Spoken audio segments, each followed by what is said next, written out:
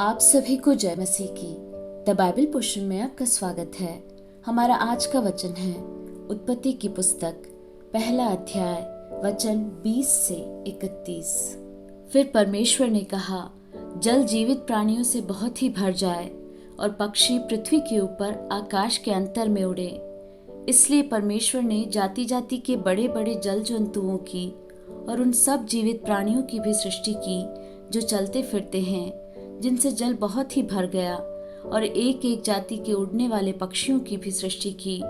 और परमेश्वर ने देखा कि अच्छा है, और परमेश्वर ने यह कह के उनको आशीष दी, फूलो फलो और समुद्र के जल में भर जाओ और पक्षी पृथ्वी पर बढ़े। तथा सांझ हुई, फिर भोर हुआ। इस प्रकार 5वां दिन हो गया। फिर परमेश्वर ने कहा, पृथ्वी से एक जाति के जीवित प्राणी अर्थात घरेलू पशु और रेंगने वाले जंतु और पृथ्वी के वन पशु जाति जाति के अनुसार उत्पन्न हो। और वैसा ही हो गया। इस प्रकार परमेश्वर ने पृथ्वी के जाति जाति के वन पशुओं को और जाति जाति के घरेलू पशुओं को और जाति जाति के भूमि पर सब रेंगने वाले जंतुओं को बनाया। और परमेश्वर ने देखा कि अच्छा है। फिर परमेश्वर ने कहा, हम मनुष्य को अपने स्वरूप के अनुसार अपनी समानता में बनाएं, और वे समुद्र की मछलियों और आकाश के पक्षियों और घरेलू पशुओं और सारी पृथ्वी पर और सब रेंगने वाले जंतुओं पर जो पृथ्वी पर रेंगते हैं अधिकार रखे। तब परमेश्वर ने मनुष्य को अपने स्वरूप के अनुसार उत्पन्न किया। अपने ही स्वरूप के अनुसार परमेश्वर ने उसको उत्पन्न किया। नर और नारी करके उसने मनुष्यों की सृष्टि की।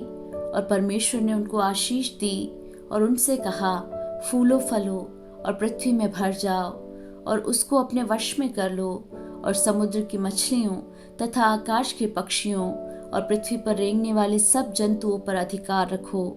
फिर परमेश्वर ने उनसे कहा, सुनो, जितने बीज वाले छोटे छोटे पेड़ सारी पृथ्वी के ऊपर हैं और जितने वृक्षों में बीज वाले फल होते हैं, वे सब मैंने तुमको दिए हैं, वे तुम्हारे भोजन के लिए हैं।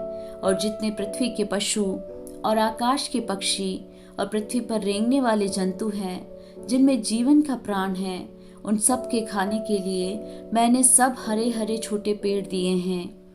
और वैसा ही हो गया। तब परमेश्वर ने जो कुछ बनाया था सबको देखा, तो क्या हुआ कि वह बहुत ही अच्छा है। तथा सांझ हुई, फिर भोर हुआ। इस प्रकार 6वां दिन हो गया।